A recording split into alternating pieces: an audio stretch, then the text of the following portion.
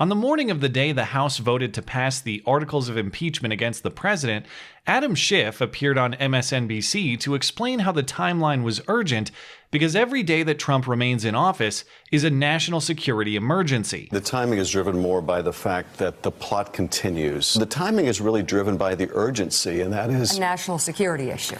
Yes, a national security issue, an issue of our election integrity. And this was a recurring talking point at the time. Democrats were dialing 911 on a daily basis. It's a clear and present danger, I think, to our democracy. It is not about speed. It's about urgency. It is urgent. There's a sense of urgency because he will do anything, from judging from his past conduct. This narrative, of course, was in combination with a newfound love for the Constitution and the founding philosophy of this country. Oh no, it's not politics. We just love separation of powers and accountability for a rogue president. And that's fine if that's what you actually believe. But the thing is, if you're actually going to sell these lines, if you're going to sell that this thing is principled and not political, and that the evidence is so damning that it requires immediate action, you're going to have to stick with that story. Instead, Nancy Pelosi is totally flipped from ambulance driver to wandering tourist. Senate trial, now what's the rush? We'll get there when we get there. Let's just stop and see the sights along the way. So are you willing to hold on to the articles indefinitely? I'm holding them indefinitely. I'll send them over when I'm ready. And that will probably be soon. We want to see what they're willing to do and the manner in which they will do it. This, of course, being her attitude toward delivering the articles of impeachment to the Senate for trial, which she now says she will do next week, but who knows, the story changes on a daily basis. This sudden change in tone is part of an apparent attempt to try to leverage certain witness testimony she could have held in her own chamber were it not far too urgent only 3 weeks ago, but as a leverage move, this makes no sense anyway. To dangle a carrot, the carrot has to be enticing. The articles of impeachment are not a carrot dangling in front of the Senate majority. They're just a piece of crap on a string, and nobody wants to bite. They just want to get rid of the stink, clean up the mess, and move on. And so strategically, this doesn't make sense, and procedurally, this doesn't either. The Constitution says unequivocally, the Senate shall have sole power over the impeachment trial. So the House Speaker's influence on that trial is legally irrelevant. And just from a messaging standpoint, this totally contradicts everything Nancy was saying inside of just a month ago. It's so politically incoherent, it leaves you wondering if that doctored video of Nancy as the town drunk was actually totally legit. It turns out, though, it's not the bottle that inspired this thinking. It's a strategy under the influence of something far more intoxicating. In fact, CNN. On Thursday, Time magazine published a dramatic puff piece cover story on Nancy's gamble. A gamble about as smart as taking another hit at 20. Good luck with that one. Let's see if it pays off. The story describes how on the eve of the impeachment vote, Nancy pitched this idea to delay the delivery of the impeachment articles to the Senate, not because she herself studied the exploitable nuances of the process, but because she heard former Nixon White House counsel John Dean float the idea on CNN on December 5th. Getting political strategy from alleged unbiased fact reporting CNN is actually the less ridiculous part of this revelation. Nancy is taking her impeachment management advice from a convicted member of an impeachable conspiracy. If you need a refresher, John Dean was Nixon's lawyer who pleaded guilty to plotting the cover-up of the Watergate break-in. He flipped on Nixon, and his testimony helped convict Nixon's conspirators. In exchange, Dean received a reduced sentence of 4 months in prison and was disbarred in Virginia and D.C. He can't give you credible legal advice, but Nancy will take his political advice. Here's what John Dean had to say last month with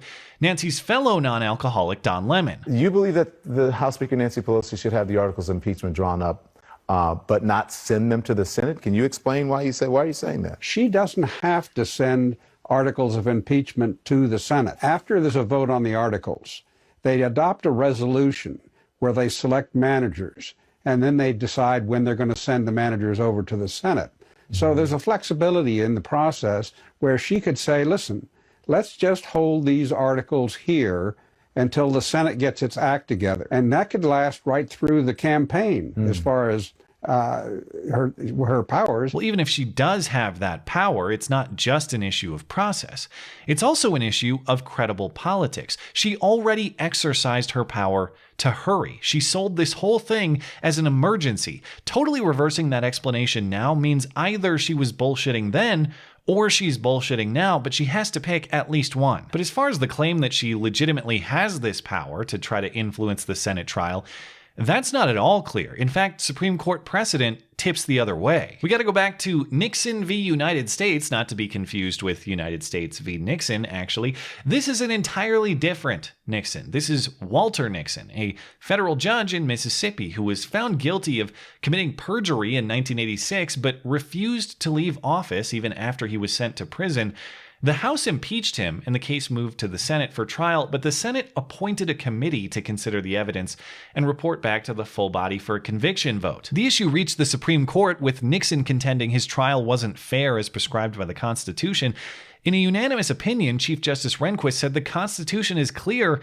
The Senate gets sole power over impeachment proceedings, thus the court, and presumably no other federal body, like the House in this case, can intervene on behalf of what's supposedly fair or not. It's a political question with specific and constitutionally defined political boundaries, as in the Senate, and that's it. Given the precedent, and even just a layman reading of the Constitution, it's hard to see how Nancy wins on power and process. It's power and process that isn't hers. How do you think Republicans would react to that if she did that? They would have a tizzy. They would say your case is so weak you can't dare bring it to the Senate. They'd make all kinds of claims. Well, they wouldn't just say that. That would actually be true, as we're watching play out right now. If you had overwhelming evidence of criminality, the political burden would shift to Senate Republicans, and the timeline of delivering the articles to the Senate would be irrelevant, because the content of the evidence within them would be so damning that it doesn't matter whether you consider it tomorrow or a month from now. It's irrefutable. And that's the point. The strategy matters a lot less when you actually have the truth on your side. If Nancy Pelosi decides she wants to exercise some leverage in this, she's got it. And she can tell the Senate, get your act together, do it fairly, or I'm going to sit on these through the campaign. She can't do that credibly when we've been told this whole time the president's campaign is a national security threat because the president is soliciting foreign intervention. If she sits on this thing through the campaign, she admits it was never actually relevant to the campaign at all, or at least the integrity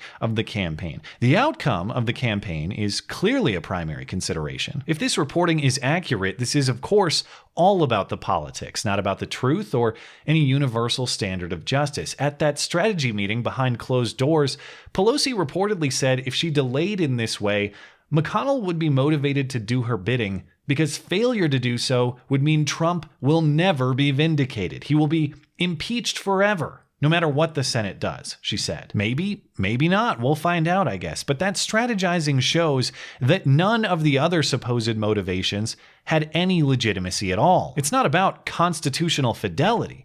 It's about testing constitutional limits for political opportunism. It's not about national emergency, since this was all concocted behind closed doors with gleeful consideration for the possibility that this drags on literally forever. And it's certainly not about the rule of law, considering the alleged crimes are not in fact crimes at all. They're just made up charges that sound scary but have no statutory basis whatsoever. Not one principle in this entire process has been consistently upheld. Every day the story changes based purely on political convenience, to the point that a crook once convicted of orchestrating presidential corruption is now the leading prosecutor in the case against it. And we're supposed to call this credible because Orange Man bad. This isn't Nancy's gamble.